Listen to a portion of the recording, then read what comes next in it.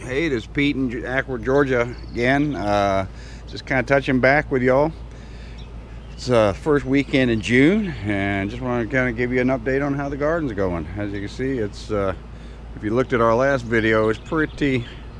It was pretty sparse out here, kind of wintry looking, because it was about June or March or so. So let's head on in and see how some of the things we're doing. Here's the wife's tree lilies that are taking off and going crazy out here, along with some widow's tears, I think they're called. But this is her flower bed, just massive. And then around over here, we've got our pepper bed going. A lot of peppers in here. We've got, as you can see, it's kind of growing really big. We've got some shishitos. Here we've got fushimi, which we're trying out. And here we've got some mild jalapenos, some more mild jalapenos, kind of a mixture in here. And then we've got some over here that are supposedly black bell peppers. You see we've got some black peppers on the bottom of them, but they're not really bell shaped. They're almost more like a sweet Hungarian pepper. We'll see what happens with them, but they don't have the right color flowers for that. And we've got some hatch peppers. Some are good. We've had to replace a few. These are hatch from New Mexico, and then this is a string of New Mex Big Jims. They're supposedly a big red hatch style pepper. They've got some flowers on them too. And in the back we've got the Corneo de Toros, which are kind of our favorite really. But we've got them on the vine, as you can see. All right, then swinging over here, we've got actually two right here and here. These are Bahamian goat peppers that we grew last year, and these have come back from the ground. After we cut the plant off, we thought it was dead. All right, and then we've got some fava beans or broad beans, depending on what country you're from. Right here, you can see we're letting them go to seed so we can grow them next year because they're about $1 a plant. Got some corn growing in the middle of it too. And then up here, also you see we've also put some drip irrigation in the system, which makes it a lot easier. It's the old system we had left over. Inside, also in here, we've got a polytunnel that we're growing. As you can see, it's just massive. We've got one bed with 3 double plantings of squash. And if you come along here, we can see that they're doing quite well. No bugs. Maybe that's the advantage of growing them in the polytunnel here. I think over here we call them a greenhouse. England, it's called a polytunnel. But as you can see, just absolutely no damage. These are just massive, covered with fruit. Then we swing over here. We've got some eggplant. Carolina eggplant doing real well. And then we've got some various peppers here, but also the two with the giant leaves on the end over here are actually Carolina Reapers. So they're quite different. Just the leaves are incredibly big, and hopefully that doesn't mean that they're not going to be big peppers. Then we got some gypsy peppers down here that they're looking a little weak, but the peppers look pretty good on them. They'll do better as the year goes along. Then we got some hatch and some other peppers through here. A little basil going, and some zinnias that we grew from seed. They're a nice touch in here. Then we swing around, come over here, and we've got some tomatillos. We got 4 tomatillos plants right here, which have some going on it. And then we've got at the back over here, we've got 2 celebrities and then 2 Juliets on the back corner back there, along with some blueberries at the back. Everything's doing quite well for this year. We put drip irrigation and also soaker hose, and there's kind of the manifold that I run right there for it.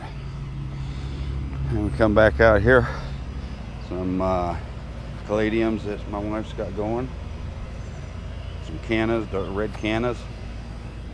And then coming around here, we've got some more tomato plants.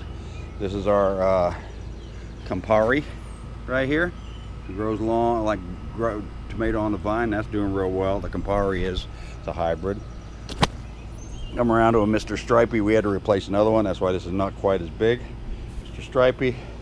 Got some more eggplant that we've plowed in here as well. And then we've got a chocolate cherry that seems to be doing pretty good. A little bit behind the others because it was a little later going in, but we grew this one from seed. So hopefully when it hopefully when it starts to go, you can see the flowers is covered up with them right here. So that should do well. More eggplant, and then over here we've got a black Brandywine we're trying out this year, and it's got some Brandywine tomatoes on it too, right here. So it's probably a little later. And then more eggplant. There's a giant sunflower that transplanted itself from bird seed. We used to have a bird feeder hanging right here.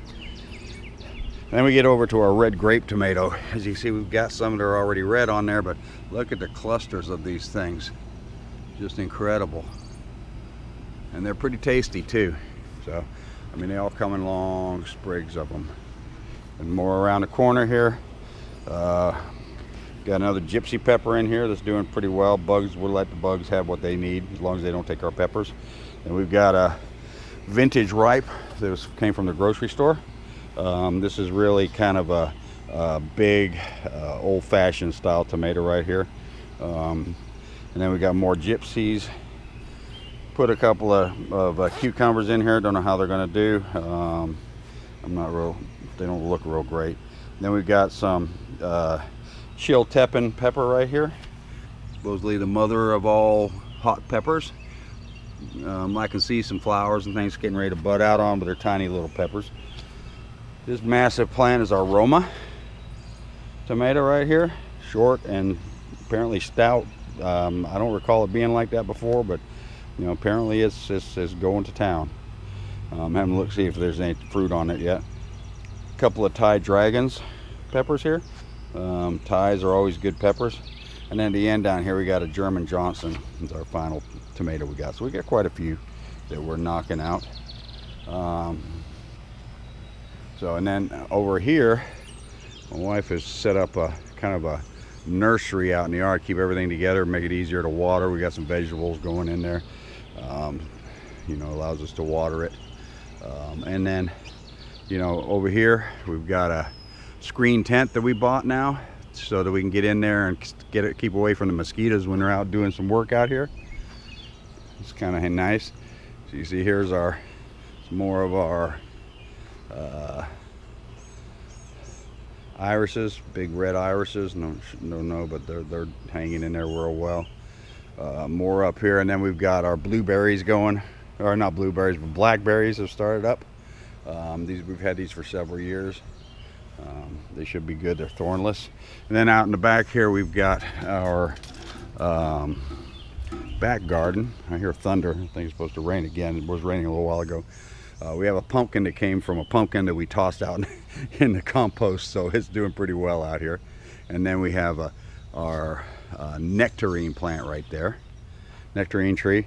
And then we come in here and we've got okra growing right there, Clemson spineless. And then here we've got some more Campari that we planted, and a black heirloom tomato that we got from our own seeds, and then some habanero peppers we decided to put in. Our biggest thing going out here right now is our plum tree.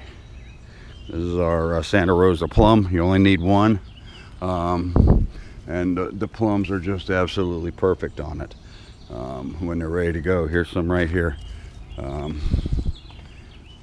This one's ready, as you can see. Don't do anything to them.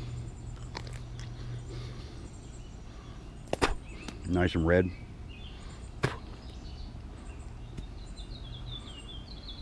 So this covered up. We trimmed it up this year, so it's a lot better plant this year. So that's pretty much our garden out here for first weekend in June. Pretty good crop so far. Everything's doing real well. We had a lot more rain than normal, so just want to say thanks for looking in, and we'll try to keep you updated later in the year.